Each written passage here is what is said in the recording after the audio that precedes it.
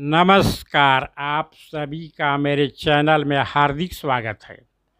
मैं अपने चैनल के माध्यम से आप लोगों के समक्ष इस कोरोना की घड़ी में कुछ खिस्सा कहानी, कुछ चुटकुले प्रस्तुत करना चाहता हूं।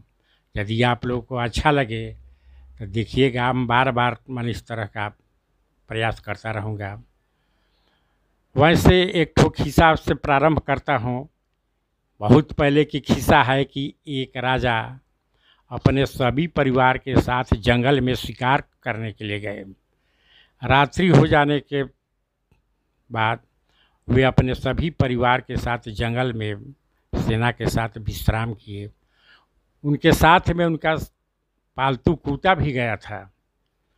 रात के समय उनका पालतू कुत्ता घर से निकल गया कैंप से, और घूमते घूमते कुछ दूरी पर जंगल में जा कर के देखा कि ये वो जानवर मरा हुआ है, उसको नोच करके खाने लगा। तब देखता है कि कुछ दूरी पर एक ठो बाघ इधर से आ रहा है। उधर देख करके तो कुत्ता बहुत डर गया। सोचा कि अब तो हमको मार करके खा जाएगा, अब क्या हम उपाय सोचे। उसको दिमाग में आया कि कुछ इसका तरजूम निकालना चाहिए। वो ज़ोर से बोलने लगा कि मैं बहुत दिन से एक ठो बाघ को खोज कर रहा हूँ, लेकिन नहीं मिल रहा है, क्या करें। इस जंगल में मिल जाता तो हमारा काम बन जाता। ये बाघ सुन रहा था और सुन करके उल्टे पाँव पीछे लौट गया और भागने लगा। बगल में ही एक कुछ दूरी पर एक पेड़ के नीचे ऊपर एक बंदर बैठा हुआ था, जो सुन रहा था इस बात और देख भी रहा था। वो दौड़ा हुआ नीचे उतरा और दौड़ करके बाघ के पास गया। ये बाघ भाई सुनिए सुनिए, कहाँ भाग रहे हैं, कुत्ता बाघ को मारता है।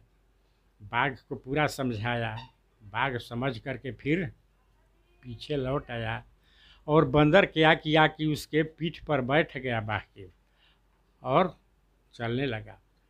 कुछ दूरी पर जाने के बाद फिर कुत्ता देख रहा कि लाई तो फिर ही संकट आ गया, ये तो अभी हमको छोड़ेगा नहीं, तो मार के खा जाएगा ये। अब कौन उपाय लगाएं। तो फिर कुत्ता सोचने लगा और अंत में बोला कि बहुत देर हुआ, एक ठो बंदर को भेजे हैं जब बाघ पकड़ कर लाने के लिए, लेकिन अभी तक पकड़ कर नहीं आया, क्या बात है। ये भी बात बाघ सुन लिया और चला उल्टे पाँव भागने। भागते भागते जा रहा था तो एक ठो छोटा सा पेड़ का डाली लटका हुआ था, उसमें टकरा गया बंदर और नीचे गिर करके मर गया। भाग तो निकल गया और कुत्ते की जान बच गई। तो कहने का मतलब हमारा यही है कि संकट की घड़ी में धैर्य नहीं खोना चाहिए और बुद्धि विवेक से काम लेना चाहिए। बड़ा संकट भी टल जाता है, इसलिए घबराना नहीं चाहिए और बहादुरी से काम निकलना चाहिए। बहादुरी से एक संकट टल जाता है। इसी छोटा सा कहानी के बाद मैं आज का अपना कार्यक्रम समाप्त करता हूँ। फिर अगली कड़ी में आप लोगों के समक्ष उपस्थित होऊंगा।